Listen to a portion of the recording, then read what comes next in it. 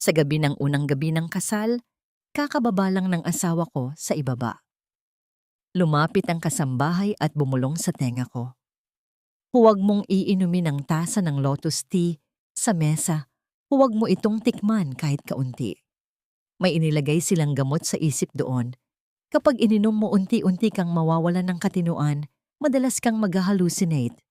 Gusto ka nilang pilitin na magmukhang baliw para maagaw ang kontrol sa kumpanya at mabayaran ang utang na bilyon ng kanilang pamilya. Nakatingin ako sa aking refleksyon sa malaking salamin ng aming master bedroom dito sa mansyon sa Forbes Park. Ang puting trahe de boda na gawa ng isang sikat na designer ay kumikinang pa rin sa ilalim ng mainit na ilaw ng chandelier. Ngayong araw, naging asawa ko na ang lalaking pinapangarap ko, si Rafael Valderrama. Akala ko, ito na ang pinakamasayang gabi ng buhay ko bilang CEO ng Aegis Tech.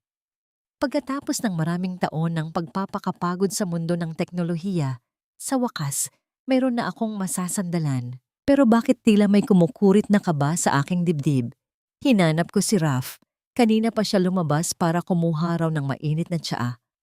Para sa akin, dahil napansin niyang tila nanlalamig ang aking mga kamay sa pagod. Lumabas ako ng kwarto at naglakad sa malawak na hallway ng mansyon ng mga Valderrama. Tahimik ang buong bahay, tanging ang tunog lamang ng aking mga step-ins ang dumarating sa aking pandinig. Papunta na sana ako sa kusina nang matigil ako sa tapat ng bahagyang nakabukas na pinto ng library. Narinig ko ang boses ni Raf at ang boses ng kanyang ina, si Doña Carmen. Siguraduhin mong sapat ang dosis, Rafael. Ang malamig na boses ni Doña Carmen ang bumasag sa katahimikan. Hindi natin kailangan ang isang matalinong Elena. Ang kailangan natin ay isang Elena na sunod-sunuran, isang Elena na unti-unting nawawala sa sarili. Tumigil ang mundo ko. Parang may humigop ng lahat ng hangin sa aking baga. Sumilip ako sa maliit na siwang ng pinto. Nakita ko si Raf, ang lalaking kakahalik lang sa akin, sa harap ng altar kanina na may hawak na maliit na vial ng gamot. Ang kanyang mukha na dati ay puno ng pagmamahal, ay puno ngayon ng isang madilim at sakim na ekspresyon. "Don't worry, Mama." Sagot ni Raf, ang boses niya ay walang bahid ng pagsisisi. Sa loob ng ilang buwan ng Aegis Tech ay magiging Valderrama Tech na. Ang bilyon-bilyong halaga ng kumpanya niya ang magbabayad sa lahat ng utang natin sa syndicate. Hindi na tayo kailangang magtago sa mga nagbabanta sa atin. At paano kung makahalata siya? Tanong ni Doña Carmen habang humihigop ng kape. Tumawa ng mahina si Raf, isang tawang nagpataas ng balahibo ko. Paano siya makakahalata kung ang gamot na ito ay unti-unting sisira sa memorya niya? Iisipin ng lahat, pati na siya mismo, na namanan niya ang sakit ng kanyang lola. Magiging baliw siya sa paningin ng mundo, Mama. At bilang asawa niya ako, ang magiging legal guardian ng lahat ng ari-arian niya. Napahawak ako sa pader para hindi matumba. Ang luhang kanina ay luha ng kaligayahan ay naging mapait na likido sa aking mga mata. Ang mansyong ito na akala ko ay magiging tahanan ko ay isa palang marangyang kulungan. At ang kasal na ito, isa palang execution order para sa aking pagkatao. Naramdaman ko ang matinding galit na humahalili sa takot. Ako si Elena Santos. Hindi ako nakarating sa kinalalagyan ko ngayon sa pamamagitan ng pagiging mahina. Kung akala nila ay isa lamang akong tropeyong asawa, na madaling linlangin, nagkakamali sila. Narinig ko ang yabag ng paa na papalapit sa pinto. Mabilis akong tumakbo, pabalik sa aming kwarto. Mabilis ngunit tahimik. Humiga ako sa kama, pilit na pinakalma ang aking paghinga at ipinikit ang aking mga mata. Ilang sandali pa narinig ko ang pagbukas ng pinto. Ang bango ng kanyang mamahaling perfume na dati ay nagpapakalma sa akin ngayon ay tila amoy ng kamatayan. "Elena, asawa ko, gising ka pa ba?" Malambing na tawag ni Raf. Dahan-dahan kong iminulat ang aking mga mata, pilit na ipinapakita ang isang pagod ngunit mapagmahal na ngiti. "Raf, nandyan ka na pala." Heto ang tsaa mo, mahal. Inumin mo muna para makatulog ka ng mahimbing. Alam kong napagod ka sa reception. Sabi niya habang iniaabot ang isang elegante at mainit na tasa. Tiningnan ko ang tsa. Ang usok nito ay tila sumasayaw, nagtatago ng kamandag na inihanda nila para sa akin. Alam ko, sa sandaling uminom ako nito, ibinibigay ko na ang susi ng aking buhay sa isang demonyo. Salamat, Raf. Napakabait mo talagang asawa. Sabi ko, ang boses ko ay hindi nanginig, kahit na ang puso ko ay gustong sumabog sa galit. Kahit ano para sa'yo, Elena. Gusto ko lang na maging maayos ang lagay mo. Sagot niya habang hinahaplos ang aking pisngi. Ang hawak niya ay parang gapang ng isang ahas. Tumayo ako at naglakad patungo sa bintana. Bit-bit ang tasa. Ang ganda ng buwan ngayong gabi, di ba? Parang nakikisama sa atin. Oo, mahal. Napakaganda.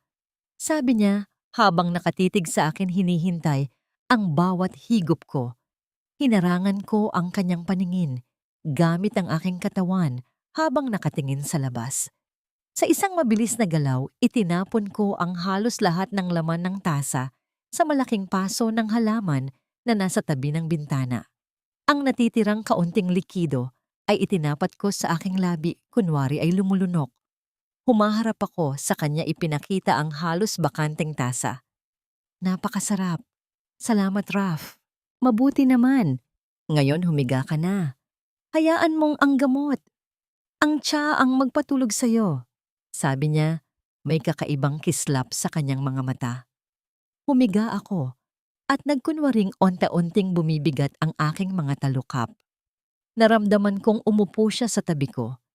Hinaplos niya ang aking buhok, isang kilos na kung hindi ko alam ang katotohanan ay iisipin kong puno ng pag-ibig. Nanatili akong nakapikit, pinakikinggan ang bawat tunog. Narinig ko ang pagbukas muli ng pinto at ang mahinang yabag ni Doña Carmen. Nainom ba niya lahat? Tanong ng matanda sa mahinang boses. Halos lahat, Mama.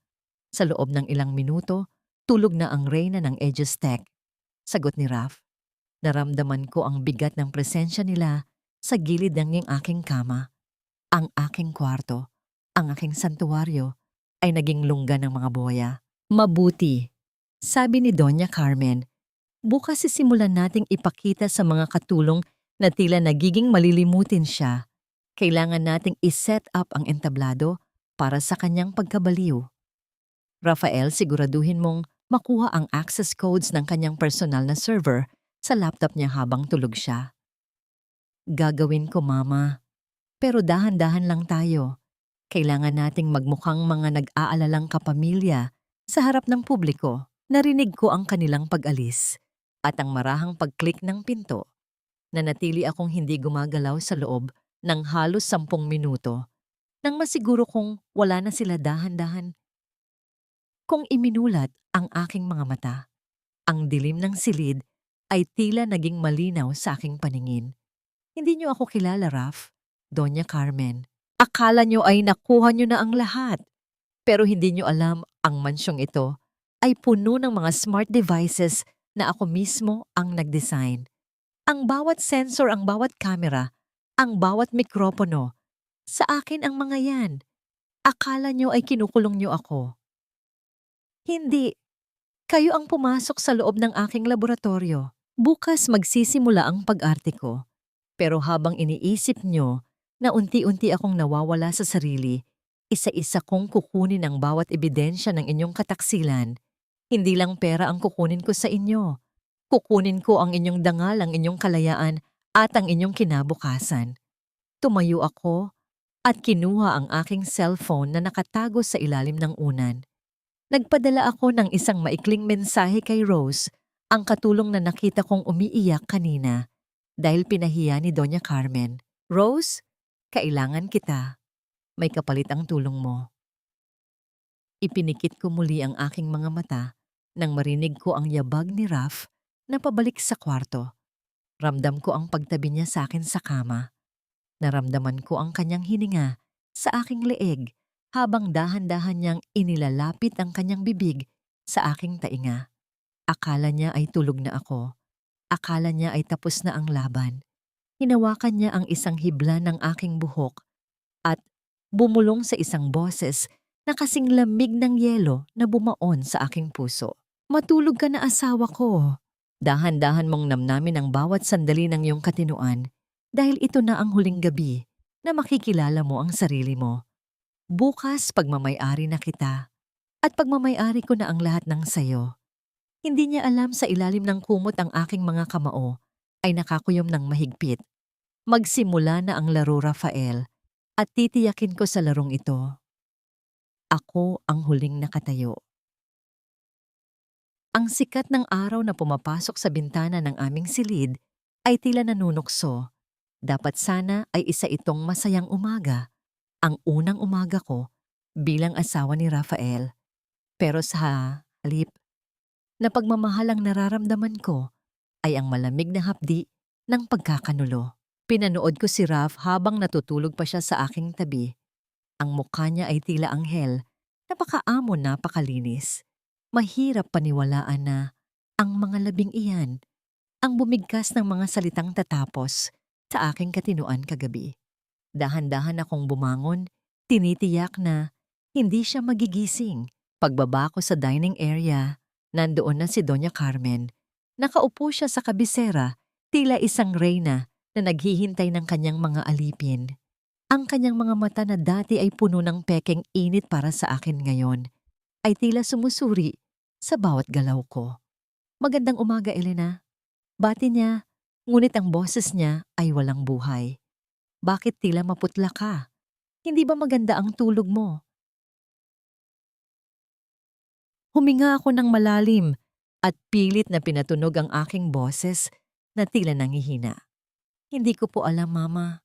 Parang umiikot ang paligid ko simula nang magising ako.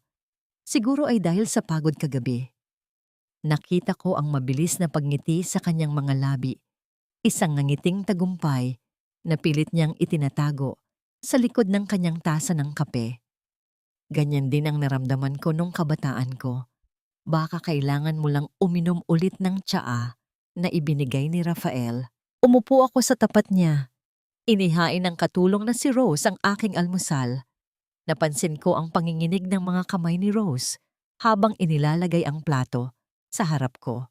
May pasa siya sa kanyang braso na pilit itinatago ng kanyang uniforme. Ano ba yan, Rose? Napakabagal mo. Singhal ni Doña Carmen. Ang aga-aga ay pinapasakit mo ang ulo ko. Pasensya na po, senyora. Mahinang sagot ni Rose na kayuko ang ulo. Gusto kong sumigaw. Gusto kong protektahan si Rose, pero kailangan kong manatili sa aking karakter. Kinuha ko ang baso ng juice, ngunit bago ko pa ito mailapit sa aking labi, hinayaan ko ang aking kamay na manginig ng husto. Sinadya kong bitawan ng baso. Clash na basag ang kristal na baso sa sahig. Ang juice ay kumalat sa mamahaling carpet. Diyos ko, Elena! Bulalas ni Doña Carmen, tumayo siya at lumayo para hindi mababuyan ang kanyang damit. Pasensya na po. Mama, hindi ko po sinasadya. Sabi ko, ang boses ko ay nanginginig sa kunwaring takot. Ang aking mga kamay, bigla na lang silang nawalan ng lakas. Parang hindi ko sila kontrolado. Rafael, halika rito. Tawag ni Doña Carmen sa kanyang anak. Bumaba si Raf na mabilis ang mga hakbang bakas ang pagkukunwaring pag-aalala sa kanyang mukha. Anong nangyari, Elena? Mahal, ayos ka lang ba? Raf ang baso. Hindi ko alam kung bakit ko nabitawan. Sabi ko habang humahawak sa aking ulo. Nalilito ako, Raf. Parang may mga boses akong naririnig na hindi ko maintindihan. Naramdaman ko ang paghawak ni Raf sa aking balikat. Shhh! Ayos lang yan. Sabi ko naman sa'yo kailangan mo ng pahinga. Mama, tingnan mo ang nangyayari sa kanya. Mukhang tama ang sinabi ng doktor. Nagkatinginan ng mag-ina. Isang tinging puno ng lihim na kagalakan. Sa puntong yon napatunayan ko handa na silang ilibing ako ng buhay sa sarili kong bahay. Pagkatapos ng eksenang yon sa almusal, pinilit nila akong bumalik sa kwarto para magpahinga.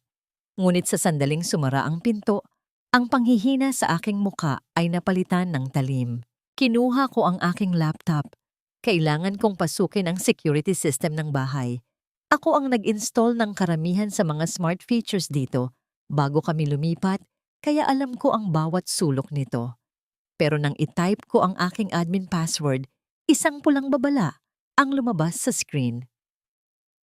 Invalid password. Sinubukan ko ulit at ulit. Pero wala. Pinalitan ni Raf ang lahat. Binura niya ang access ko sa sarili kong teknolohiya.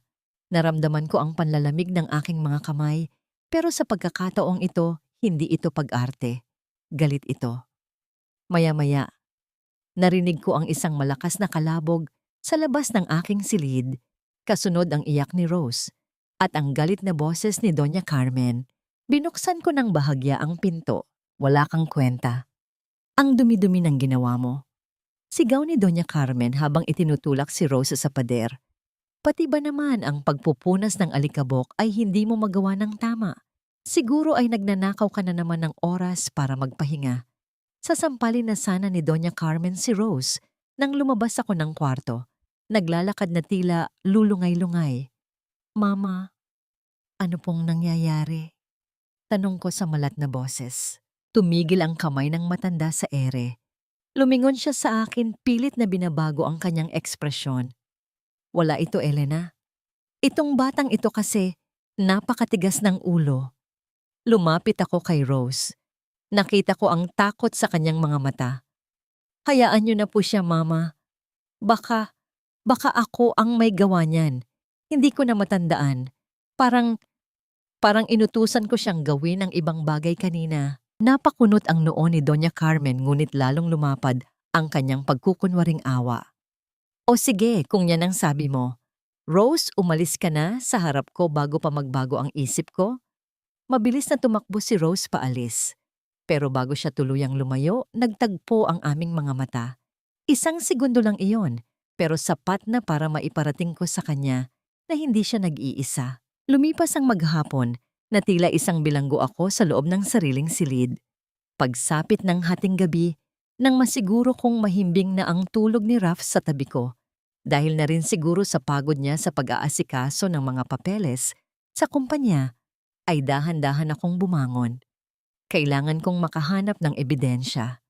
Alam kong may itinatago sila. Gamit ang isang maliit na flashlight, lumingkis ako patungo sa library ni Raf.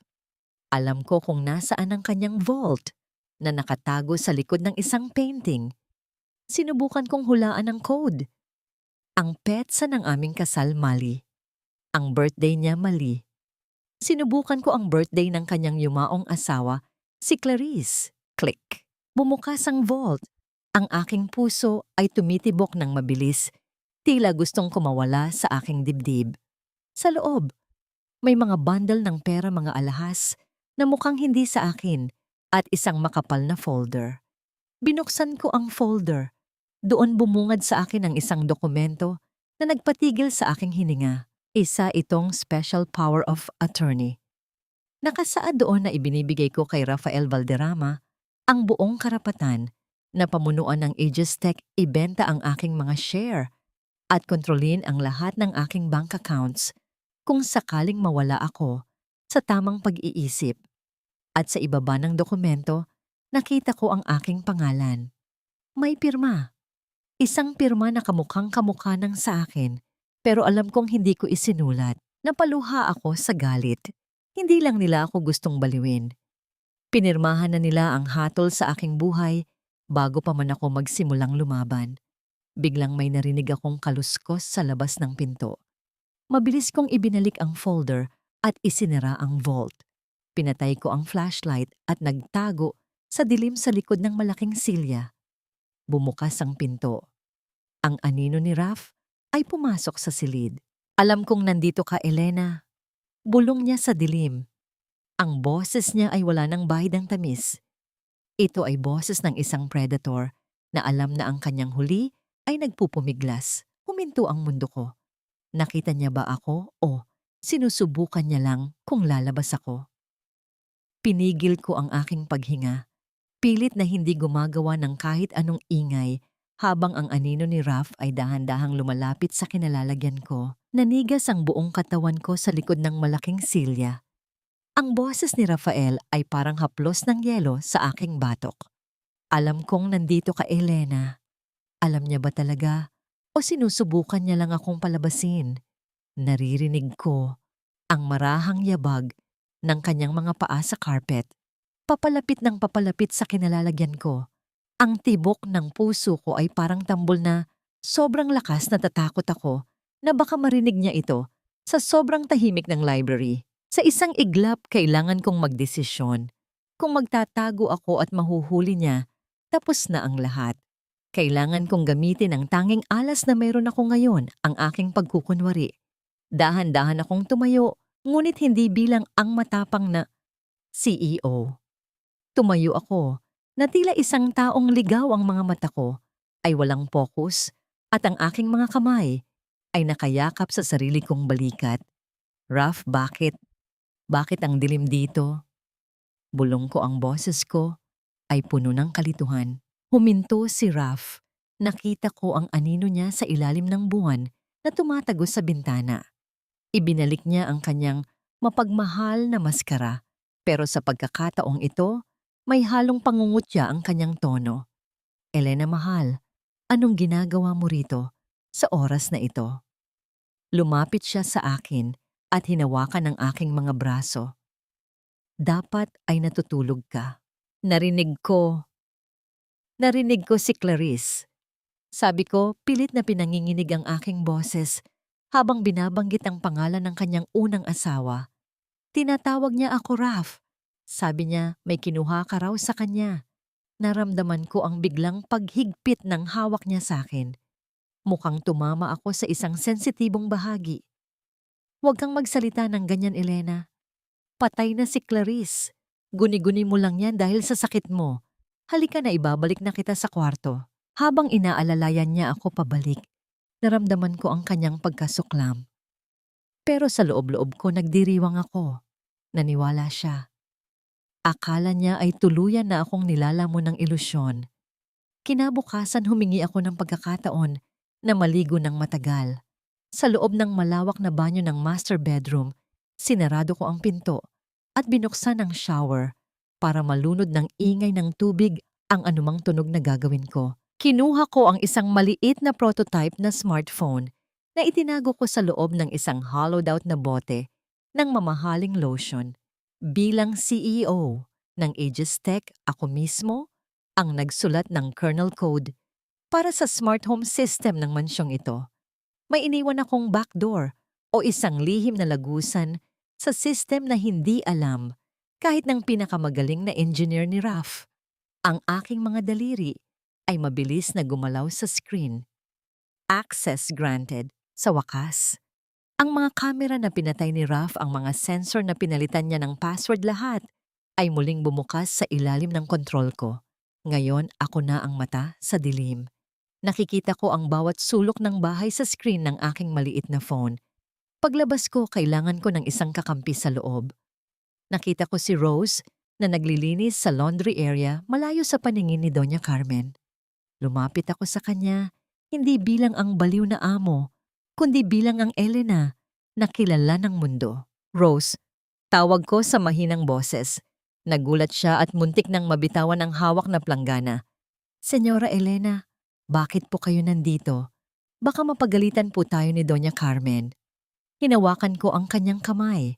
Ang mga mata ko ay diretso sa kanya. Hindi ako baliw, Rose. Alam ko ang ginagawa nila sa akin at alam ko rin ang ginagawa nila sa'yo. Natigilan si Rose. Ang kanyang mga mata ay napuno ng luha. Pipo, nakita ko ang mga pasa mo. Alam kong kailangan mo ng pera para sa operasyon ng nanay mo. Pagpapatuloy ko. Tulungan mo ako, Rose. Maging mata at tainga kita sa mga lugar na hindi ko mapuntahan.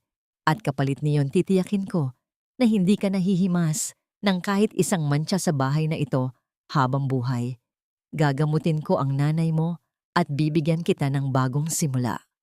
Nag-aalangan si Rose baka takot sa kanyang mukha. Pero si Sir Raphael, napakasama niya po, senyora. Baka patayin niya tayo. Hindi niya tayo mapapatay kung tayo ang mauunang kumilos. Sabi ko ng may determinasyon. Gusto mo bang maging biktima na lang habang buhay? O gusto mong lumaban kasama ko? Huminga ng malalim si Rose, pagkatapos ay dahan-dahang tumango. Sige po, senyora. Ano pong kailangan kong gawin? Sa ngayon, magpatuloy ka lang sa pagiging sunod-sunuran.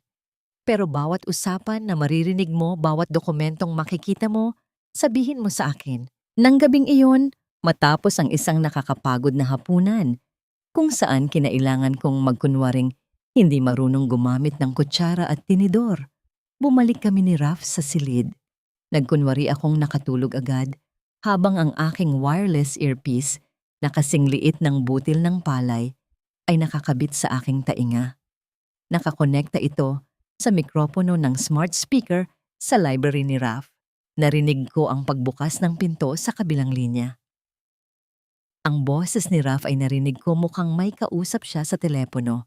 "Oh, maayos na ang lahat." Sabi ni Raph, ang tono niya ay puno ng kayabangan. "Konting-konti na lang.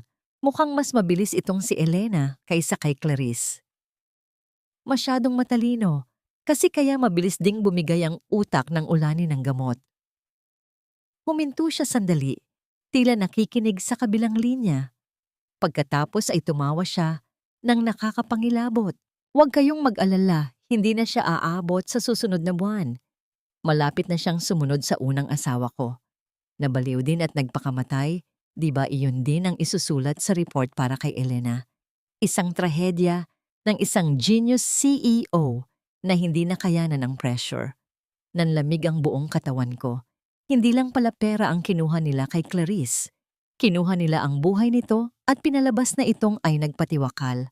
At ngayon ako na ang susunod na biktima sa kanilang dula-dulaan. Naramdaman ko ang higpit ng kamao ko sa ilalim ng kumot. Ang galit na nararamdaman ko ay sapat na para sunugin ang buong mansyong ito. Hindi ito mangyayari sa akin, Raph. Bulong ko sa aking isipan habang nakikinig sa kanyang bawat salita. Dahil bago mo pa ako magawang itulak sa bangin, titiyakin kong ikaw ang unang mahuhulog sa impyernong inihanda mo para sa akin. Ngunit ang hindi ko inaasahan ay ang susunod na narinig ko sa kabilang linya. "Siguraduhin mo lang, Rafael." Ang boses ni Dr. Fernando, ang doktor na pinagkakatiwalaan ko. Simula bata pa ako ang sumagot sa kabilang linya. Dahil kung mabibigo tayo rito tayong tatlo, ang mabubulok sa kulungan. Napasinghap ako. Ang aking tanging pag-asa sa labas ng bahay na ito ay kasabwat din pala nila. Hindi ako nakatulog sa natitirang bahagi ng gabi matapos kong marinig ang boses ni Dr. Fernando sa kabilang linya. Ang bawat salita niya ay parang kutsilyong dahan-dahang humihiwa sa aking puso. Si Tito Fernando, ang doktor na nag-alaga sa akin simula noong bata pa ako. Siya ang humawak sa kamay ko nang mamatay ang aking mga magulang. Siya ang itinuring kong pangalawang ama. At ngayon, narinig ko siyang kasabwat sa plano ni na Rafael at Doña Carmen na sirain ang aking buhay. Nakatitig ako sa kisame habang dahan-dahang sumisikat ang araw. Ang galit na nararamdaman ko ay napalitan ng isang malalim at malamig na kawalan ng pag-asa.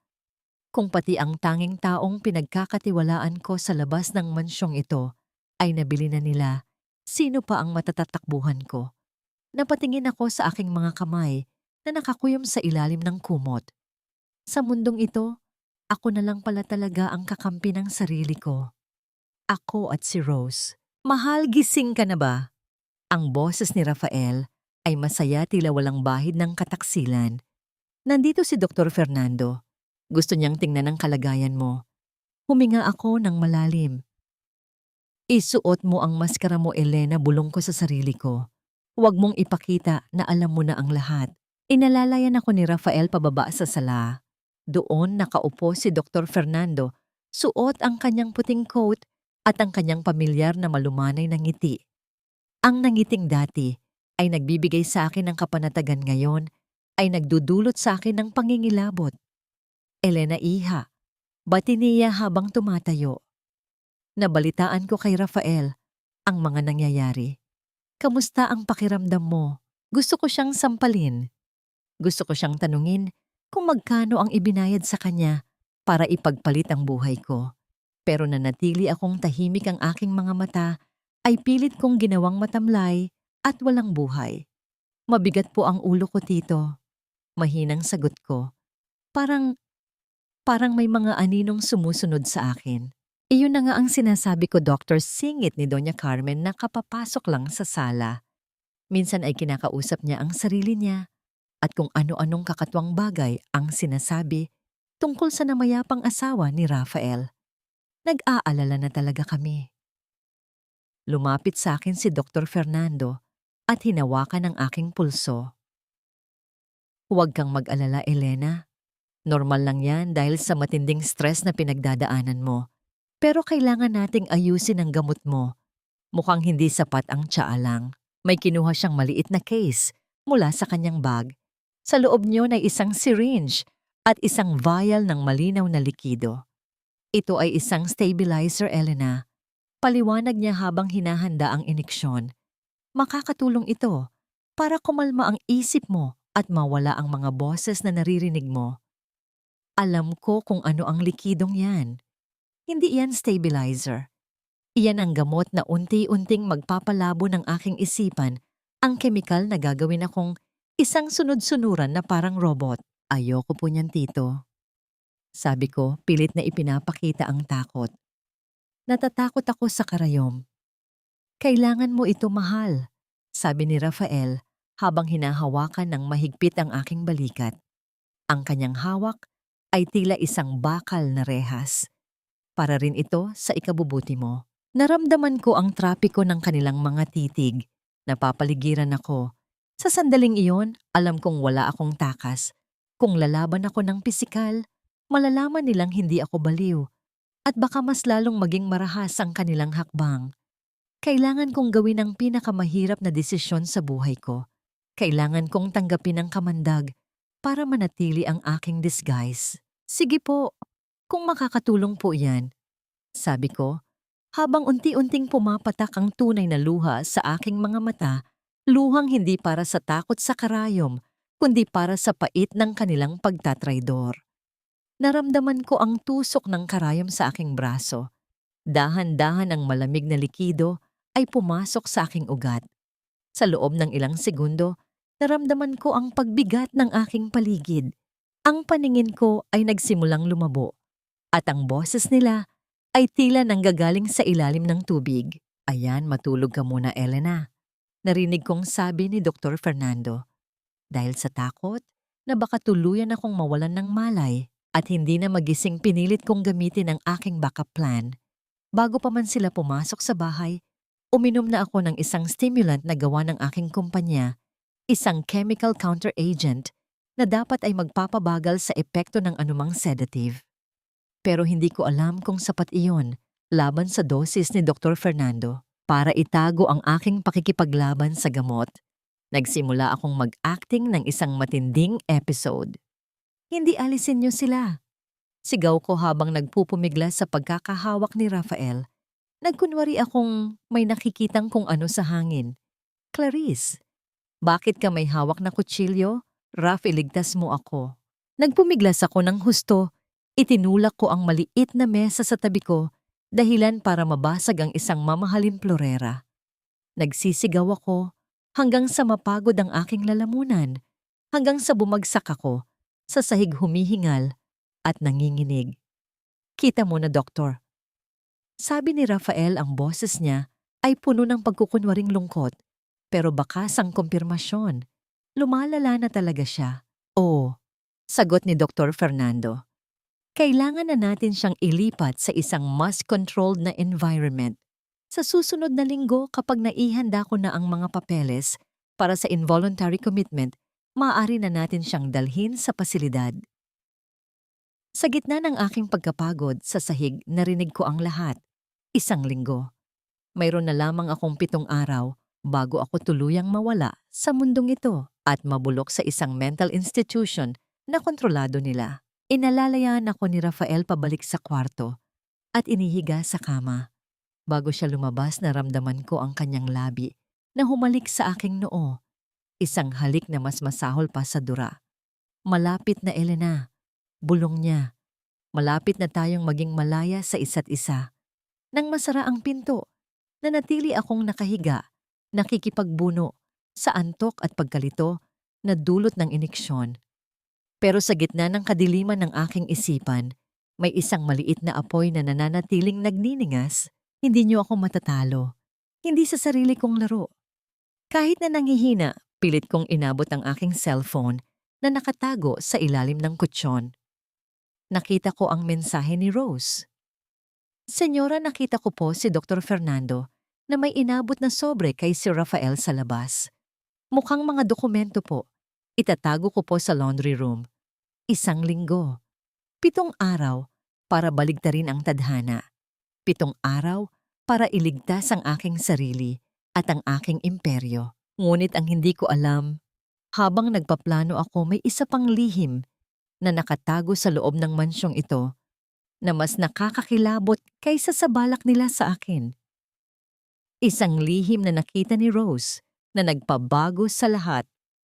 Madilim, malamig, at parang ang buong paligid ko ay gawa sa malapot na likido na humihigop sa akin pababa. Ito ang epekto ng iniksyon ni Dr. Fernando. Kahit na uminom ako ng stimulant kanina, tila hindi nito kayang tapatan ang tindi ng dosis na ibinigay sa akin. Gusto kong imulat ang aking mga mata, pero ang aking mga talukap ay parang may nakapatong na mabigat na tingga. Gusto kong igalaw ang aking mga kamay, pero tila hindi na sila bahagi ng aking katawan. Naramdaman ko ang pagbukas ng pinto. Ang yabag ng sapatos na tumatama sa sahig ay parang kulog sa aking pandinig. Tingnan mo siya, Rafael. Napakatahimik, napakamo. Narinig ko ang boses ni Doña Carmen. Ramdam ko ang kanyang presensya sa tabi ng aking kama. Sana ay ganito na lang siya palagi. Walang kumpanya, walang talino, walang yabang. Huwag kayong mag-alala, Mama. Sa loob ng 7 araw, hindi na natin siya kailangang makita sa bahay na ito. Sagot ni Rafael. Naramdaman ko ang pag-upo niya sa gilid ng kama. Hinaplos niya ang aking buhok, pero ang haplos na yon ay nagdulot sa akin ng matinding pandidiri. Inihahanda na ni Dr. Fernando ang pasilidad sa Cavite. Doon sisiguraduhin nilang hindi na siya muling makakaalala kung sino siya. Dapat lang. Ang syndicate ay hindi na makapaghintay. Tinawagan ako ni Mr. Tan kanina. Kung hindi natin maibibigay ang paunang bayad mula sa shares ng Aegis Tech, sa susunod na linggo ulo mo ang kukunin nila. Malamig na banta ng matanda. Alam ko, Mama. Kaya nga kailangan nating mapabilis ang pirmahan ng mga papeles bukas. Kahit na wala siya sa tamang isip, ang mahalaga ay makuha natin ang biometric access niya sa server ng kumpanya. Gusto kong sumigaw. Gusto kong tumayo at sakalin silang dalawa. Pero ang katawan ko ay tila isang bilanggo. Ang tanging nagagawa ko lang ay makinig sa kanilang mga plano habang unti-unti akong nilalamon ng antok na dulot ng gamot. Lumipas ang ilang oras na hindi ko matukoy. Nagising ako sa gitna ng gabi dahil sa isang matinding uhaw. Sinubukan kong igalaw ang aking mga kamay, ngunit naramdaman ko ang isang mahigpit na tela na pumipigil sa akin. Napasigaw ako sa aking isipan nang ma-realize ko ang nangyari. Nakatali ang aking mga kamay at paa sa 4 na kanto ng kama. Gising ka na pala, asawa ko. Napalingon ako sa gilid. Doon sa isang madilim na sulok ng silid, nakaupo si Doña Carmen. Hawak niya ang isang baso ng tubig pero hindi niya ito ibinibigay sa akin. Pinapanood niya lang ako na parang isang eksperimento sa laboratorio. Pakiusap. Tubig. Hirap na hirap kong sabi.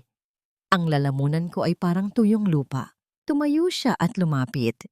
Itinapat niya ang baso sa aking labi. Pero bago ko pa ito mainom, dahan-dahan niyang itinapon ang tubig sa aking mukha. Hindi mo kailangan ng tubig, Elena. Ang kailangan mo ay ang tanggapin na tapos na ang oras mo, sabi niya habang pinupunasan ang kanyang mga daliri ng panyo. Alam mo ba ang unang asawa ni Rafael si Clarice? Napakaganda rin niya, matalino rin. Pero tulad mo masyado siyang maraming tanong. Masyado siyang maraming alam tungkol sa mga utang namin. Napatingin ako sa kanya, ang puso ko ay tumitibok ng mabilis sa takot. Ganyan din ang hitsura niya noon. Pagpapatuloy ni Doña Carmen ang kanyang mga mata ay nanunuot sa dilim. Nakatali sa kamang ito, nagmamakaawa umiiyak. Sinabihan ko siya, Clarice, kung pipirma ka lang sa mga papeles, hindi ka namin sasaktan.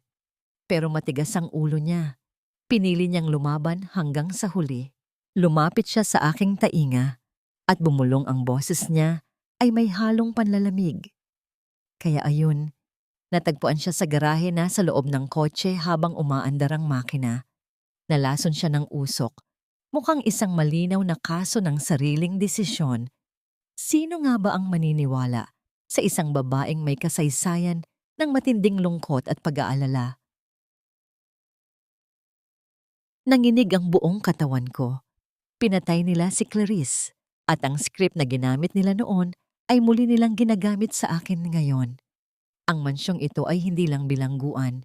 Ito ay isang slaughterhouse para sa mga asawa ni Rafael. Bakit? Bakit nyo ito ginagawa? Tanong ko, ang luha ay dahan-dahang dumadaloy sa aking pisngi. Sa sandaling ito, hindi na ako nag-aarte. Totoo ang sakit. Totoo ang takot. Dahil ang pera mo, Elena ang magliligtas sa aming pangalan. Sagot niya habang tinitingnan ang kanyang mga kuko. Ang mga balderrama ay hindi pwedeng bumagsak kung kailangang may mamatay o mabaliw para manatili kaming nasa itaas. Gagawin namin yon nang walang pag-aalinlangan. Tumayo siya at naglakad patungo sa pinto. Bago siya lumabas, nilingon niya ako. Matulog ka na, baliw na Reyna. Bukas pipirma ka sa mga dokumentong yon at pagkatapos malaya ka na. Malayang mabulok sa madilim na silid ng asylum. Nang makaalis siya, naiwan akong mag-isa sa dilim na katali at walang laban. Ramdam ko ang epekto ng gamot na muling humihila sa akin sa kawalan. Ito na ba ang katapusan ko? Narating ko na ba ang dulo ng aking kakayahan? Isang boses sa loob ng aking isipan ang nagsasabing, sumuko na ako. Na hindi ko kaya ang mga demonyong ito. Na baka nga mabaliw na talaga ako sa tindi ng chemical sa aking katawan.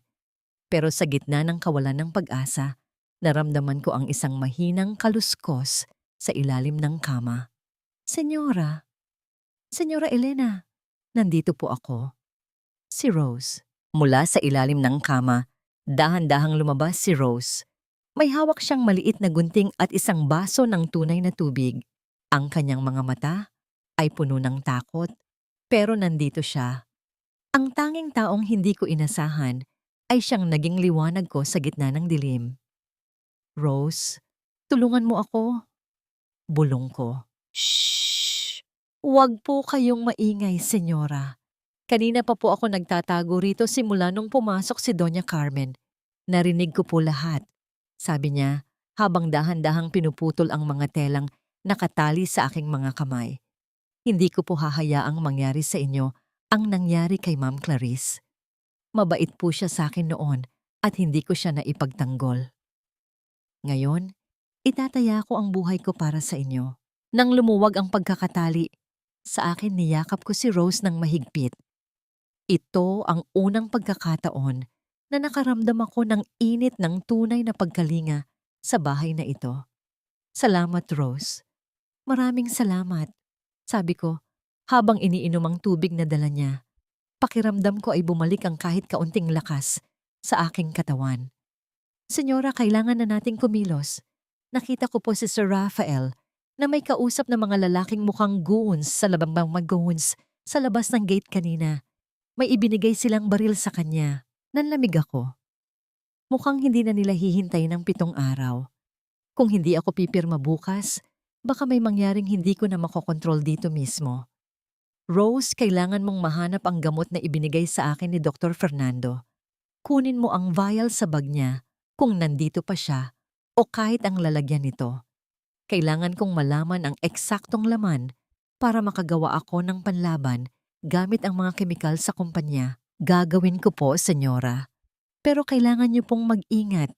Sa tingin ko may nakalagay na microphone na bago sa loob ng lamp na yan. Turo ni Rose sa bedside lamp.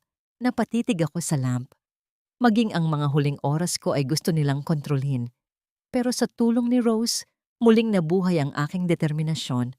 Rose, makinig ka. Bukas sa harap ni Rafael pipirma ako. Pero titiyakin ko na ang bawat stroke ng panulat ko ay magiging simula ng kanilang pagkawasak. Kunin mo ang lahat ng ebidensyang makikita mo. At Rose, mag-ingat ka. Umalis si Rose nang kasing tahimik ng isang anino. Naiwan akong muli sa kama, pilit na ibinabalik ang mga tali sa aking kamay para magmukhang hindi ako nakawala. Habang nakatingin ako sa kisame, isang plano ang nabubuo sa aking isipan. Isang plano na hindi lang gagamit ng teknolohiya, kundi gagamit ng mismong kasamaan nila laban sa kanila. Ngunit sa gitna ng aking pag-iisip, biglang bumukas muli ang pinto ng marahas.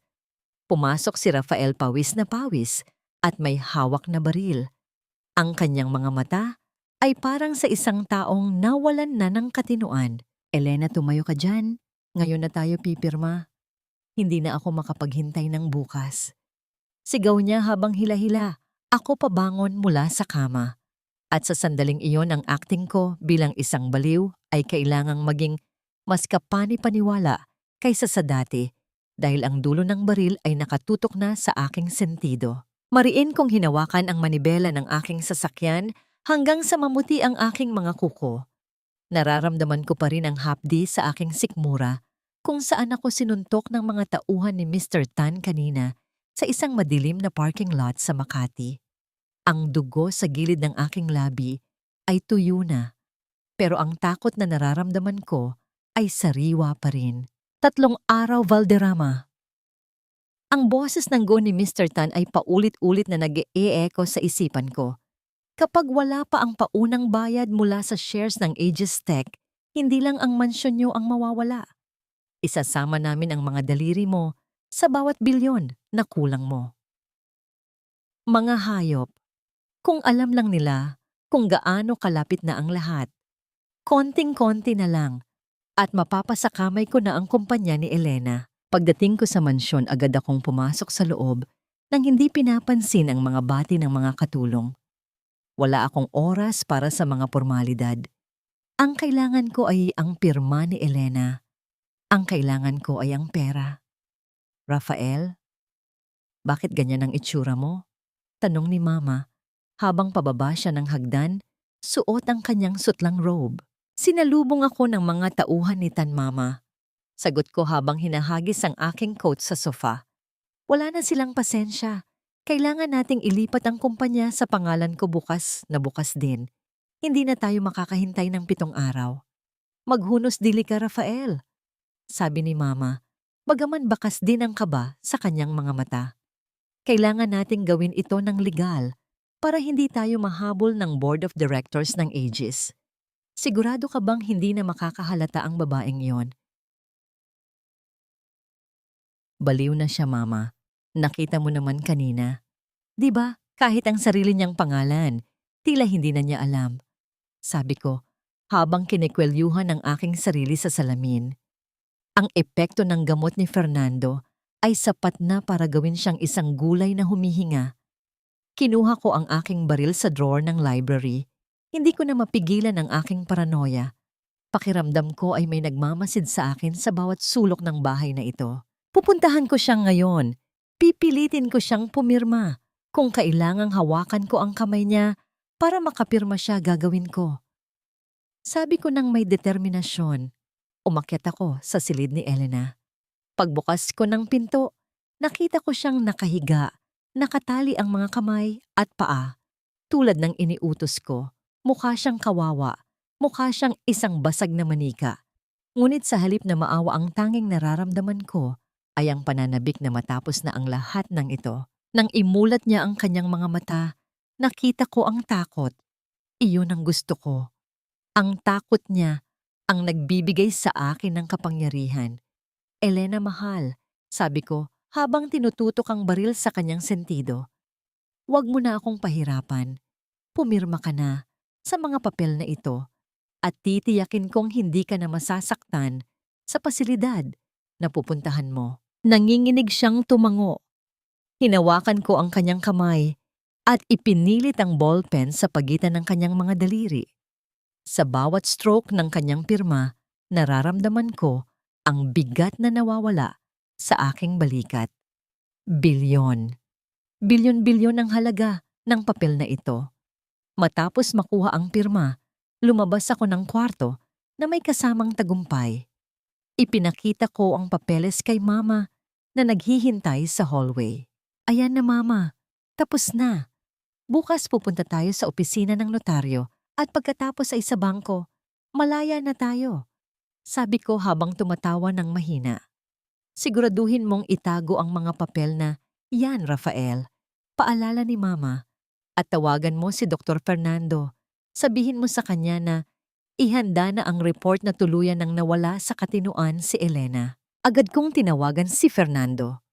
Ang matanda ay nag-aalinlangan pa noong una pero nang pangakuan ko siya ng 50 milyong piso mula sa proceeds ng sale, mabilis siyang sumunod. Gagawin ko ang report, Rafael, sabi ni Fernando sa kabilang linya. Pero siguraduhin mong walang kahit anong trace ng gamot na maiiwan sa dugo niya kung sakaling magkaroon ng otopsya sa hinaharap. Otopsya? Bakit naman magkakaroon ng otopsya? Tanong ko. Alam mo ang ibig kong sabihin, huwag kang magmalinis. Alam nating dalawa kung ano ang nangyari kay Clarice. Sagot niya bago ibaba ang telepono. Napamura ako sa loob ko. Clarice! Palagi na lang siyang bumabalik sa usapan. 1 taon na ang nakakalipas pero parang isang multo pa rin siya na nakasabit sa leeg ko. Pumasok ako sa aking library para i-check ang market value ng shares ng Aegis sa aking laptop. Gusto kong makita kung gaano kalaki ang aking magiging imperyo. Pagbukas ko ng pinto, napansin kong napakalamig sa loob ng library kahit napatay ang aircon.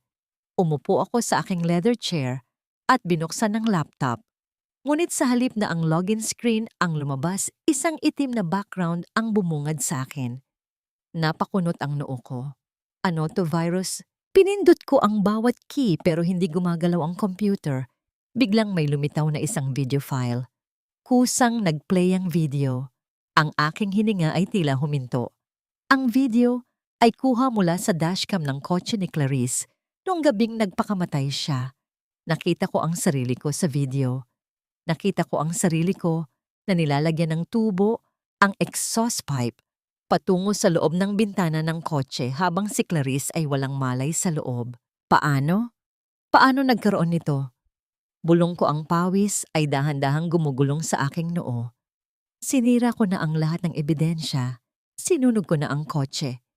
Biglang namatay ang screen at muling nag-on. Sa pagkakataong ito, may mga pulang letra na unti-unting nabubuo sa gitna ng screen. Alam ko ang ginawa mo kay Clarice.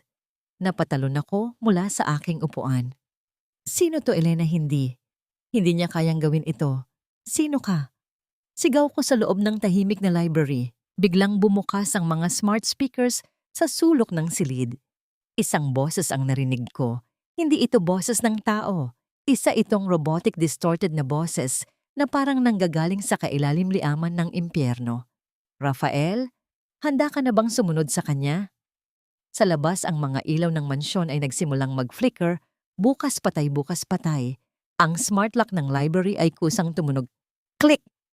Nakalak na ako sa loob. Ang takot na nararamdaman ko kanina para kay Mr. Tan ay wala pa sa kalingkingan ng nararamdaman ko ngayon. Pakiramdam ko ang mismong bahay na ito ay naging isang buhay na nilalang na gustong lamunin ako. Napatingin ako sa monitor ng laptop. May lumitaw na countdown timer. 00:50, 00:58, 00:57. Mama, tulungan mo ako. Sigaw ko habang kinakalampag ang pinto. pero walang sumasagot. Sa gitna ng aking takot, isang kaisipan ang pumasok sa utak ko. Isang kaisipang mas nakakatakot kaysa sa kahit anong multo. Paano kung hindi baliw si Elena? Paano kung sa lahat ng oras na ito, ako pala ang hinuhuli niya? Nakaupo ako sa kama, ang aking mga mata ay nakapikit, pero ang aking isipan ay gising na gising. Sa ilalim ng kumot ang aking mga daliri ay mabilis na sumasayaw sa screen ng aking lihim na smartphone. Sa pamamagitan ng camera na nakatago sa smoke detector ng library, pinapanood ko ang bawat galaw ni Rafael. Nakita ko ang pawis na gumugulong sa kanyang muka habang nakatitig siya sa laptop. Nakita ko ang takot sa kanyang mga mata nang makita niya ang video ni Clarice. Hustisya ito, Clarice. Bulong ko sa aking isipan. Hustisya ito para sa ating dalawa. Pinindot ko ang susunod na command sa aking app. Smart Home Override Temperature Control, Library Zone, set to 16 na degrees Celsius. Sa screen nakita ko si Rafael na napayakap sa sarili niya. Ang aircon ay nagsimulang magbuga ng sobrang lamig na hangin na tila ba ang silid ay naging isang morgue. Kasabay nito, pinindot ko ang lighting sequence glitch mode. Ang mga ilaw sa library ay nagsimulang kumurap-kurap sa isang pattern na nakakahilo. Flash! Flash! Flash! Sino ka, lumabas ka? Sigaw ni Rafael, ang boses niya ay nanginginig sa takot. Kinuha niya ang baril na nakapatong sa mesa at itinutok ito sa kawalan. Ngayon, ang pinakamahalagang bahagi. Noong nakaraang gabi, habang natutulog ako, ginamit ko ang AI voice synthesizer na ako mismo ang nag-develop para sa Aegis Tech. Pinagsama-sama ko ang mga lumang voice messages ni Clarice na nahanap ko sa backup cloud ni Rafael. Pinindot ko ang audio playback speaker 4 library. Isang mahaba at malungkot na iyak ng isang babae ang pumuno sa silid. Rafael. Bakit mo ako iniwan sa dilim, Rafael? Malamig sa garahe. Hindi maaari. Patay ka na. Sigaw ni Rafael habang pinapuputok ang baril sa isang sulok ng silid. Bangbang tumama ang bala sa isang mamahaling florera, pero ang boses ay hindi tumigil. Ito ang kapangyarihan ng teknolohiya. Hindi mo ito mapapatay ng bala kung hindi mo alam kung nasaan ang server. Bigla kong itinigil ang lahat. Ang mga ilaw ay bumalik sa normalang temperatura, ay unti-unting uminit at ang boses ay nawala.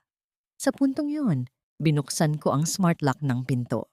Kumaripas ng takbo si Rafael palabas ng library. Halos madapa siya sa hagdan patungo sa kwarto ni Doña Carmen. Mama, ang multo ni Clarice, nandito siya. Sigaw ni Rafael habang kinakalampag ang pinto ng kanyang ina. Lumabas si Doña Carmen, suot ang kanyang salamin at bakas ang inis sa mukha. Ano bang ingay yan, Rafael?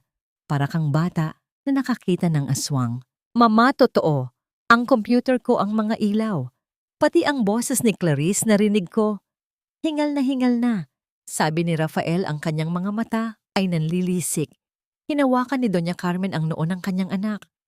Wala kang lagnat. Pero mukhang ang stress mo sa utang kay Mr. Tan ang nagpapabaliw sa'yo. Magpahinga ka, Rafael. Kailangan natin ang pirma ni Elena. Bukas huwag kang magpaapekto sa guni-guni mo. Hindi yon guni-guni, mama, may tao sa loob ng system. Sino si Elena nakatali? Ang babaeng yon sa kwarto niya at puno ng gamot ang katawan. Paano niya gagawin yon? Singhal ng matanda. Pumasok ka na sa kwarto mo at matulog. Bukas ay malaking araw. Habang nagtatalo ang mag-ina sa hallway ito na ang pagkakataong hinihintay namin ni Rose. Dahan-dahang lumabas si Rose mula sa kusina, bitbit ang isang tray ng tsaa bilang disguise. Pero ang tunay niyang pakay ay ang kwarto ni Doña Carmen na naiwang bahagyang nakabukas dahil sa paglabas ng matanda. Alam ko mula sa mga audio recordings na itinatago ni Doña Carmen ang isang itiman na libro, ang ledger, kung saan nakasulat ang lahat ng kanilang illegal na transaksyon at ang mga detalye ng utang nila sa syndicate. Iyon ang huling pako sa kanilang kabaong. Gamit ang aking phone, binuksan ko ang isang maliit na kamera sa hallway para bantayan ang mag-ina habang nasa loob ng kwarto si Rose. "Bilisan mo, Rose!" Bulong ko habang nakatingin sa screen. Nakita ko si Rose na pumasok sa kwarto ni Doña Carmen. Mabilis siyang lumapit sa vanity table at sinimulang kapain ang mga lihim na drawer. Pagkatapos ng ilang sandali, nakita niya ang isang makapal na notebook na balot ng itim na leather. Inilabas ni Rose ang kanyang cellphone at sinimulang pikturan ang bawat pahina. Ang kanyang mga kamay ay nanginginig, pero hindi siya tumitigil. Sa kabilang banda, nakita ko sa hallway camera na pabalik na si Doña Carmen. "Rafael, bumalik ka na sa kwarto mo. Ngayon din, no?" Sigaw ng matanda, bago tumalikod patungo sa kanyang sariling silid. "Rose, labas na, parating na siya." Bulong ko sa aking device, umaasang mararamdaman ni Rose ang kaba ko. Pero huli na. Pagbukas ni Doña Carmen ng pinto ng kanyang silid, tumambad sa kanya si Rose, na hawak-hawak pa rin ang itim na ledger at ang cellphone na may bukas na camera flash. Tumigil ang mundo sa loob ng silid. Ang mukha ni Doña Carmen ay nagbago mula sa pagkagulat, patungo sa isang matinding puot na parang sa isang demonyo. "Anong ginagawa mo sa gamit ko, Rose?" Ang boses ng matanda ay mahinahon, pero puno ng panganib. "Senyora, wala po. Naglilinis lang po ako." Nautal na sagot ni Rose. Pilit na itinatago ang cellphone sa likod niya. Lumapit si Doña Carmen at mabilis na sinampal si Rose ng napakalakas dahilan para mabitawan ng bata ang ledger. "Magnanakaw, traidor!" Sigaw ni Doña Carmen. "Sino ang nag-utos sa'yo nito? Si Elena ba?" Napanood ko ang lahat sa aking phone. Ang puso ko ay parang sasabog. Gusto kong tumayo at iligtas si Rose, pero kapag ginawa ko yon, mabubuko ang lahat ng pinaghirapan ko. Mapapahamak kaming dalawa. "Wala po. Wala pong nag-utos sa akin." Iyak ni Rose habang nakasalampak sa sahig. Kinuha ni Doña Carmen ang cellphone ni Rose at tiningnan ang mga huling kuha. Ang kanyang mga mata ay nanlaki nang makita ang mga larawan ng kanyang mga utang. "Rafael, Rafael, pumasok ka rito." Sigaw ng matanda. Pumasok si Rafael na may hawak pa ring baril. "Bakit, Mama?" Ang katulong na ito, espiya siya ni Elena. Kinukuhanan niya ng larawan ang ledger natin. Turo ni Doña Carmen kay Rose. Tumingin si Rafael kay Rose at pagkatapos ay tumingin siya sa direksyon ng aking kwarto. Isang masamang ngiti ang gumuhit sa kanyang mga labi. Ibig sabihin, hindi ako nababaliw. May naglalaro nga sa atin, sabi ni Rafael habang ikinakasa ang kanyang baril. At alam ko na kung sino. Nagsimulang maglakad si Rafael patungo sa aking silid. Ang bawat yabag niya ay parang tunog ng hatol ng kamatayan para sa akin. Wala na akong oras. Kailangan ko nang itigil ang pagtatago. Kung ito na ang huling gabi ko, titiyakin kong hindi ako mamamatay nang hindi sila isinasama sa impyerno. Naririnig ko ang bawat yabag ni Rafael sa hallway. Ang tunog ng kanyang sapatos ay parang martilyo na bumabaon sa aking dibdib. Mabilis kong itinago ang aking cellphone sa ilalim ng kutsyon at bumalik sa aking pwesto, nakatali nakapikit at nagkukunwaring walang malay sa ilalim ng epekto ng gamot. Bumukas ang pinto ng marahas. Amoy alak at pawis si Rafael. Naramdaman ko ang kanyang presensya sa tabi ko.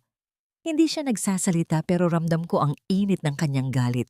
"Elena, alam kong gising ka." Bulong niya. Naramdaman ko ang malamig na dulo ng baril na humahaplos sa aking pisngi. "Huwag mo na akong lokohin. Sino ang kasabwat mo? Si Rose ba o may iba pa?" Nanatili akong tahimik. Pinigil ko ang bawat panginginig ng aking katawan. Sa isip ko paulit-ulit kong sinasabi, "Huwag kang bibigay, Elena. Konting tiis na lang." Biglang bumukas muli ang pinto. Narinig ko ang kaladkad ng mga paa at ang mahinang iyak ng isang babae. "Bitawan niyo po ako. Wala po akong ginagawang masama." Iyak ni Rose. "Manahimik ka, hampas lupa." Singhal ni Doña Carmen. Idinilat ko ng bahagya ang aking mga mata Sapat lang para makita ang nangyayari sa siwang ng aking mga pilik mata.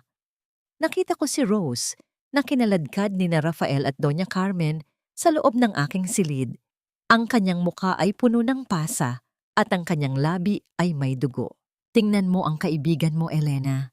Sigaw ni Doña Carmen habang hinahila ang buhok ni Rose para mapatingin ito sa akin. Akala niyo ba ay malalamangan niyo kami sa sarili naming pamamahay? Nakita ko ang mga litrato sa cellphone mo, Rose. Sino ang pagbibigyan mo nito? Wala po. Pangarap ko lang po yumaman. Kaya ko kinuhaan ng picture ang mga alahas niyo.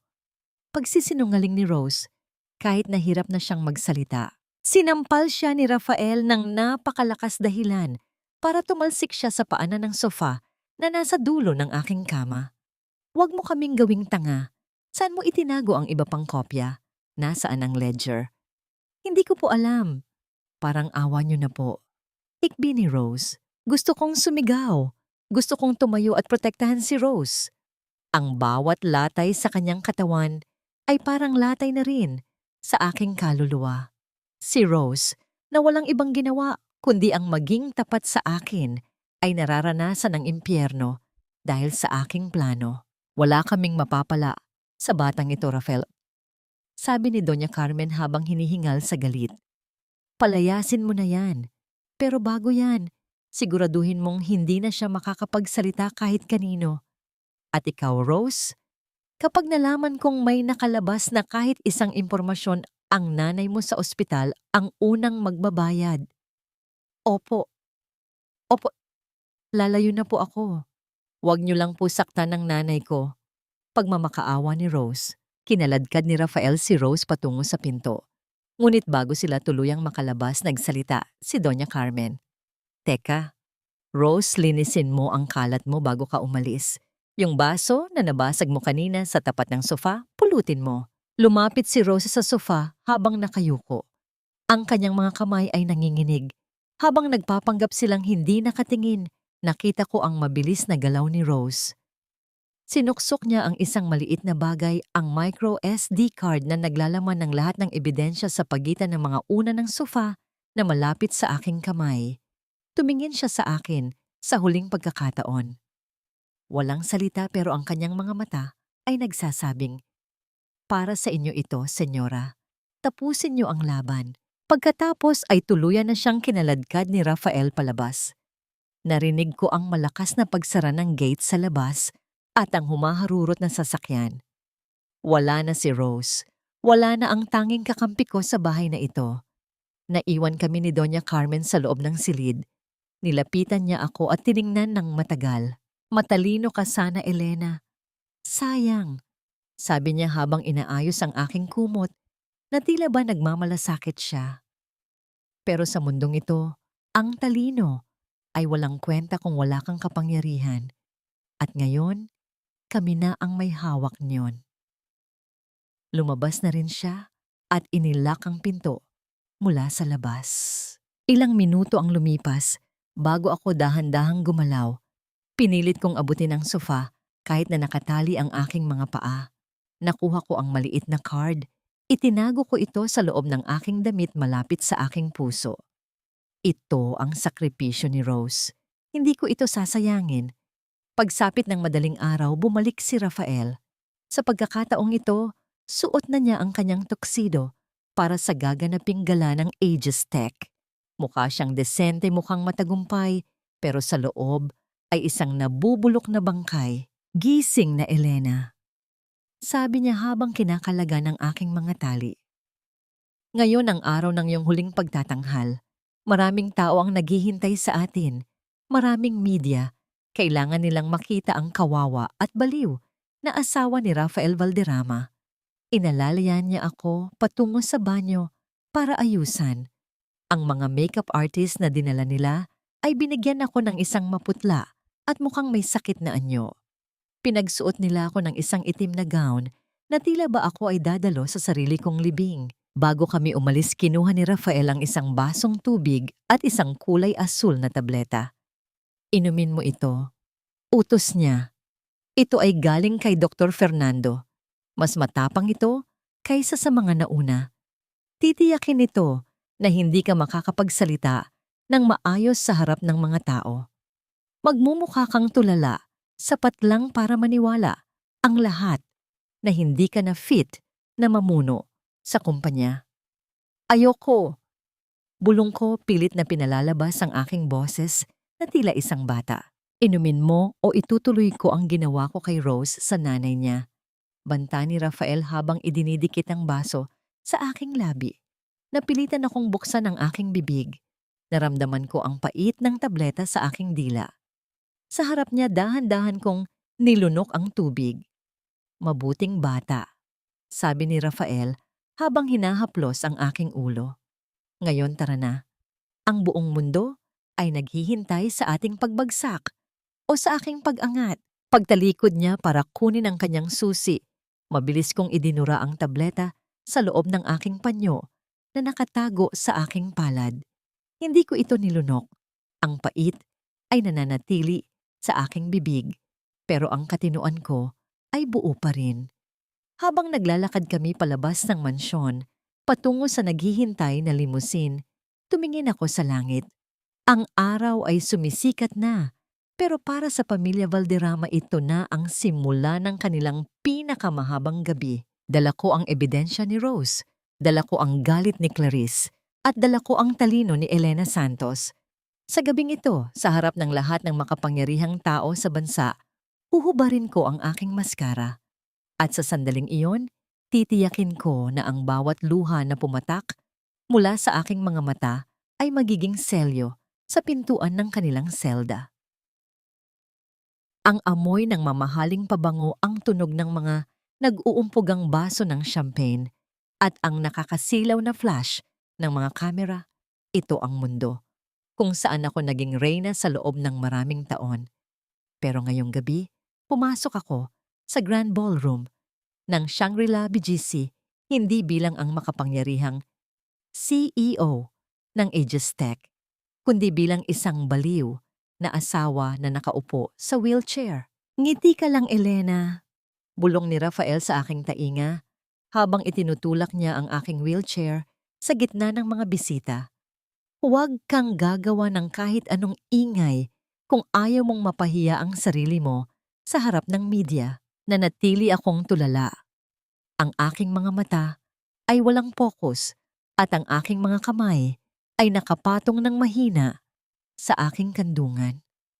Pinapanood ko ang mga tao sa paligid, ang mga kasosyo ko, sa negosyo ang mga kaibigan at ang mga mamamahayag. Nakikita ko sa kanilang mga mata ang awa, ang panghihinayang at ang ilan ay may halong pandidiri. Kaunti na lang bulong ko sa aking isipan. Kaunti na lang at makikita niyo ang tunay na Elena. Sa aming tabi, si Doña Carmen ay parang isang tunay na donya. Suot ang kanyang kulay gintong gown at ang mga alahas na alam kong binili gamit ang pera ng aking kumpanya. Ngiting ninangiti siya sa bawat taong lumalapit, tila ba ipinagmamalaki ang kanyang pag-aalaga sa akin. Naku, pasensya na kayo. Narinig kong sabi ni Doña Carmen sa isang reporter mula sa isang sikat na business magazine. Napakasakit para sa amin na makita si Elena sa ganitong kalagayan. Ang talino niya ay tila naging sumpa sa kanyang isipan. Pero huwag kayong mag-alala, narito ang asawa niya si Rafael para siguruhing mananatiling matatag ang Aegis Tech. Mabuti na lang at may asawa siyang tulad ni Ginoong Valderrama. Sagot ng reporter. Isang tunay na bayani sa gitna ng trahedya. Gusto kong sumuka sa tindi ng kanilang pagkukunwari. Ang bayani na tinutukoy nila ay ang lalaking nagtangka sa buhay ko kagabi, ang lalaking pumatay kay Clarice, at ang lalaking nagtatago ngayon ng baril sa ilalim ng kanyang taksido. Nagsimula na ang programa. Ang malaking LED screen sa gitna ng stage ay nagpapakita ng mga tagumpay ng Aegis Tech sa nakalipas na taon. Ang bawat slide ay patunay ng aking pagsisikap ng aking pangarap. At ngayon, balak itong angkinin ng mga Valderrama sa loob ng isang gabi. Ladies and gentlemen, ang boses ng MC ay umalingaw-ngaw sa buong hall. Let us welcome the man of the hour, the man who stood by our CEO in her darkest moments, Mr. Rafael Valderrama. Nagpalakpakan ng lahat. Maingat akong itinulak ni Rafael patungo sa gilid ng stage, kung saan kitang-kita ako ng lahat. Gusto niyang maging saksi ang buong mundo sa aking pagbagsak. Umakyat siya sa podium. Sa ilalim ng spotlight, mukha siyang isang perpektong Ginoo. Kinuha niya ang mic at sandaling yumuko, tila ba pinipigil ang kanyang emosyon. Magandang gabi sa inyong lahat. Simula ni Rafael ang boses niya ay nanginginig sa lungkot. Alam nating lahat na ang gabing ito ay dapat na maging isang pagdiriwang. Pero para sa akin, ito ay isang gabi ng matinding pait. Ang aking asawa, ang inyong CEO, ang babaeng pinakamahal ko sa buong mundo, ay dumaranas ngayon ng isang malubhang karamdaman sa isip. Narinig ko ang mga buntong hininga ng mga tao. May mga babaeng nagsimulang magpunas ng luha. Hindi naging madali para sa amin ang mga nakaraang linggo. Pagpapatuloy niya habang tumitingin sa akin. Nakita ko ang paglaho ng kanyang katinuan. At bilang kanyang asawa, masakit man sa aking loob, kailangan kong tanggapin ang tungkuling protektahan ang kanyang nasimulan. Hawak ko ang dokumentong ito, ang Special Power of Attorney, na nilagdaan ni Elena bago pa siya tuluyang mawalan ng malay. Mula sa gabing ito, ako ang tatayo bilang acting chairman at CEO ng Aegis Tech. Ipinakita niya ang dokumento sa mga kamera. Ang pirma ko ay nandoon ang pirmang nakuhan niya habang nakatutok ang baril sa aking ulo. Gagawin ko ito para sa kanya, para sa aming hinaharap, at para sa inyong lahat na naniniwala sa EGI. Pagtatapos niya, ang palakpakan ay muling umalingaw-ngaw. Si Doña Carmen ay tumayo at masayang pumalakpak ang kanyang mukha ay nagliliwanag sa tagumpay. Akala nila ay tapos na. Akala nila ay nakuha na nila ang ginto. Pero sa ilalim ng aking itim na shawl, ang aking kanang kamay ay dahan-dahang gumalaw. Hawak ko ang isang maliit na device, isang master override trigger na nakakonekta sa system ng Aegis Tech na mismong ang kumpanya ko ang nag-install sa hotel na ito. Ngayon na Rose, ngayon na Clarice, ngayon na Elena. Pinindot ko ang button. Biglang namatay ang lahat ng ilaw sa ballroom. Narinig ko ang pagkagulat ng mga tao. Ang katahimikan ay nabalot ng kaba. Anong nangyayari, maintenance? Ayusin niyo ang mga ilaw. Sigaw ni Rafael sa stage, ngunit hindi ang mga ilaw ang bumukas. Ang malaking LED screen sa likod ni Rafael ang unang nabuhay. Pero sa pagkakataong ito, hindi ito mga corporate graphs o kumpanya logos. Isang video ang lumabas. Isang video na kuha mula sa aming master bedroom sa mansyon sa Forbes Park. Bumungad ang mukha ni Rafael malinaw na malinaw sa 4K resolution. Nakikita siya sa video na may hawak na vial ng gamot ang parehong vial na itinurok sa akin ni Dr. Fernando. Siguraduhin mong sapat ang dosis, Rafael. Ang boses ni Doña Carmen ay umalingaw-ngaw sa buong ballroom sa pamamagitan ng mga surround speakers. Hindi natin kailangan ang isang matalinong Elena. Ang kailangan natin ay isang Elena na baliw. Para makuha natin ang pera niya at mabayaran ang utang natin sa syndicate. Ang buong ballroom ay naging kasing tahimik ng isang libingan. Ang lahat ng mata ay nakapako sa screen. Sa video makikita si Rafael na tumatawa habang inihahanda ang tsa. Huwag kang mag-alala, Mama. Malapit na siyang sumunod kay Clarice. Isa na namang insidenteng magmumukhang sariling desisyon ang mangyayari matapos nating makuha ang kumpanya. Ang mukha ni Rafael sa entablado ay namutla. Ang mikropono sa kanyang kamay ay nanginig at tuluyang nahulog sa sahig, lumikha ng isang malakas na ingay. Hindi totoo yan. Fake video yan, AI-generated lang yan. Sigaw ni Rafael ang kanyang boses ay puno ng desperasyon, pero hindi tumigil ang screen. Sumunod na lumabas ang mga larawan ng ledger ni Doña Carmen, ang mga listahan ng utang sa mga illegal na gambling lords at ang mga transaksyon kay Dr. Fernando. At ang pinakamatindi sa lahat, ang recorded confession ni Dr. Fernando na nakuha ko kaninang madaling araw bago kami umalis, kung saan inamin niya ang lahat ng krimen ng mga Valderrama kapalit ng kanyang kaligtasan. Tumayo ako mula sa aking wheelchair. Dahan-dahan akong naglakad patungo sa gitna ng stage. Ang aking gown ay sumasayaw sa bawat hakbang. Ang maputlang makeup sa aking muka ay tila naging isang war paint. Kinuha ko ang isa pang microphone na nasa gilid ng podium. Rafael, Doña Carmen. Ang boses ko ay kalmado, matatag at puno ng kapangyarihan. Akala niyo ba ay ganoon kadaling sirain ang taong nagtayo ng Aegis Tech? Lumingon ako sa mga media at sa mga bisita. Ang inyong napapanood ay hindi gawa ng AI. Iyan ang katotohanan na pilit nilang ibinaon sa ilalim ng aking kama. Ang mga Valderrama ay hindi mga tagapagligtas.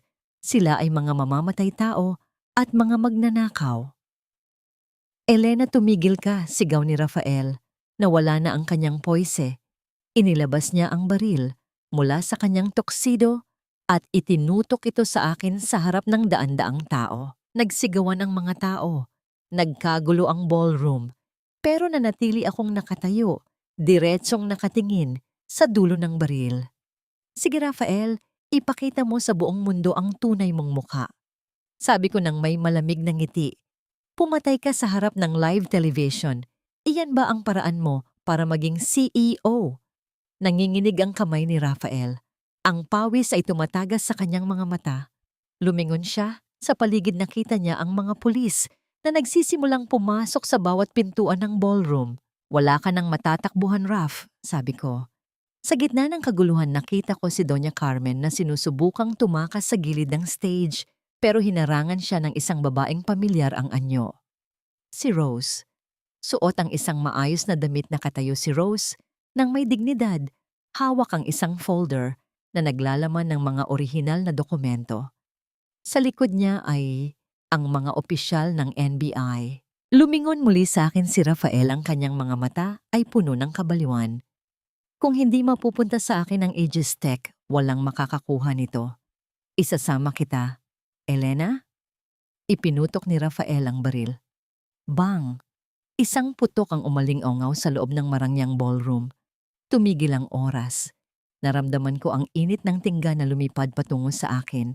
Ang dulo ng baril ay nakaturo sa akin at ang putok ay umalingaw-ngaw sa buong ballroom na parang isang kulog na nagpabagsak sa langit. Sa isang segundo tumigil ang mundo. Narinig ko ang tili ng mga tao, ang tunog ng mga nabasag na baso habang nagkakagulo ang lahat para makahanap ng mapagtataguan. Ngunit hindi ako natumba. Ang bala ay tumama sa makapal na bulletproof glass ng podium na sadyang ipinalagay ko bago magsimula ang programa. Alam ko na darating ang sandaling ito. Alam ko ang takbo ng isip ng isang taong dinala ng sariling kasamaan sa dulo ng bangin. Ang mga Valderrama ay hindi susuko ng walang gulo at iyon ang naging huli nilang pagkakamali. Bago pa man maikasan ni Rafael ang kanyang baril, para sa ikalawang pagkakataon, 3 sniper mula sa NBI ang sabay-sabay na kumilos. Isang mabilis na pag-atake ang nagpabagsak kay Rafael sa sahig. Ang kanyang baril ay tumalsik palayo at sa loob ng ilang segundo, 4 na opisyal ang pumatong sa kanya para pusasan siya. Elena, papatayin kita. Akin ang kumpanyang ito. Akin ang lahat. Sigaw ni Rafael habang ang kanyang mukha ay nakadikit sa malamig na sahig ng ballroom. Ang kanyang tuxedo ay punit na at ang kanyang mukha ay hindi na mukha ng isang Ginoo. Ito ay mukha ng isang halimaw na nawalan ng maskara. Lumingon ako sa kabilang panig ng stage. Nakita ko si Doña Carmen na pilit na nagpupumiglas sa hawak ng mga pulis. Ang kanyang kulay gintong gown ay gusot-gusot na at ang kanyang mga mamahaling alahas ay tila naging mga kadena na nagpabigat sa kanyang pagtakas. Bitawan niyo ako. Hindi niyo ba kilala kung sino ako? Ako ay isang Valderrama. Sigaw ng matanda, ngunit walang nakikinig sa kanya. Ang mga taong dati ay yumuyukod sa kanya ay abala ngayon sa pagkuha ng video ng kanyang kahihiyan. Dahan-dahan akong lumapit kay Rafael. Tumigil ang lahat ng ingay sa paligid. nang makita nilang nakatayo ako sa harap ng lalaking nagtangkang sumira sa akin. Tiningnan ko siya, nang diretso sa mga matang dati, ay kinangangakuan ako ng pag-ibig, pero ngayon ay puno na lamang ng puot at pagkatalo. Rafael. Ang boses ko ay kalmado, pero bawat salita ay may bigat ng katarungan. Sabi mo kanina ito na ang huling gabi na makikilala ko ang sarili ko. Nagkakamali ka. Ngayong gabi, mas nakilala ko kung sino ako. Ako si Elena Santos.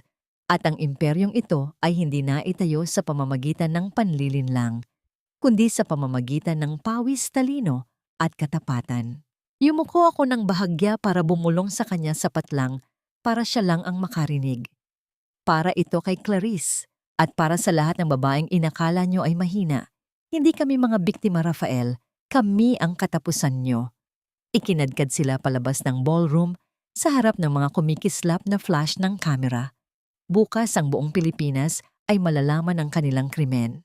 Bukas ang pangalang Balderrama ay magiging simbolo ng kasakiman at kataksilan. Lumapit sa akin si Rose. Mugto ang kanyang mga mata, pero may malapad na ngiti sa kanyang mga labi. Hawak niya ang aking kamay, at sa sandaling iyon naramdaman ko ang tunay na tagumpay. Tapos na po, senyora. Bulong niya. Salamat, Rose. Hindi ko ito magagawa kung wala kay sagot ko. Mula ngayon hindi ka nakatulong. Ikaw ang magiging head ng aking foundation para sa mga biktima ng pang-aabuso. At ang nanay mo, pinakamagaling na doktor sa bansa, ang titingin sa kanya bukas. Sagot ko ang lahat. Hindi napigilan ni Rose ang mapaiyak sa tuwa. Niyakap ko siya ng mahigpit sa harap ng lahat. Gusto kong makita ng mundo na ang tunay na kapangyarihan ay hindi nakukuha sa pag-apak sa iba, kundi sa pag-angat sa mga taong nasa ibaba. Ilang linggo ang lumipas. Ang mansyon sa Forbes Park ay ibinenta ko na. Hindi ko kayang manirahan sa isang lugar na puno ng masasamang alaala.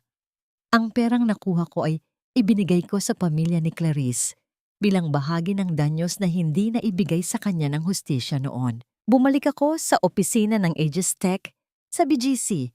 Habang nakatayo ako sa tapat ng malaking salamin ng aking boardroom, nakita ko ang isang babaeng mas matatag, mas matalino, at mas malaya. Wala na ang maputlang makeup at ang wheelchair. Suot ko ang aking paboritong red suit, ang kulay ng aking tagumpay. Muling uminog ang mundo. Ang stock ng Aegis Tech ay mas lalong tumaas dahil sa tiwalang ibinigay ng publiko sa aking katatagan. Pero higit sa pera at posisyon, ang pinakamahalagang nakuha ko ay ang aking kapayapaan. Nalaman ko na si Dr. Fernando ay tinanggalan na ng lisensya at nahaharap sa habambuhay na pagkabilanggo. Si Rafael at Doña Carmen naman ay hindi nakakuha ng piyansa dahil sa bigat ng ebidensya ng murder at estafa. Mabubulok sila sa selda, iniisip ang lahat ng kayamanang tinalikuran nila dahil sa kasakiman. Isang hapon, binisita ko ang puntod ni Clarice. Nag-iwan ako ng mga puting bulaklak. Clarice, sabi ko habang humahaplos sa kanyang lapida, makatulog ka na ng mahimbing. Wala nang mananakit sa'yo. Ang kwento mo ay hindi na isang trahedya, kundi isang babala sa mga katulad nila, Rafael. Na ang bawat lihim ay may katapusan at ang bawat biktima ay may pagkakataong maging mananalo. Pag-alis ko sa sementeryo, naramdaman ko ang sariwang hangin sa aking mukha. Wala nang gamot na nagpapalabo sa aking isipan. Wala nang takot na nagpapakaba sa aking puso. Ako si Elena Santos, ang reyna ng aking sariling imperyo.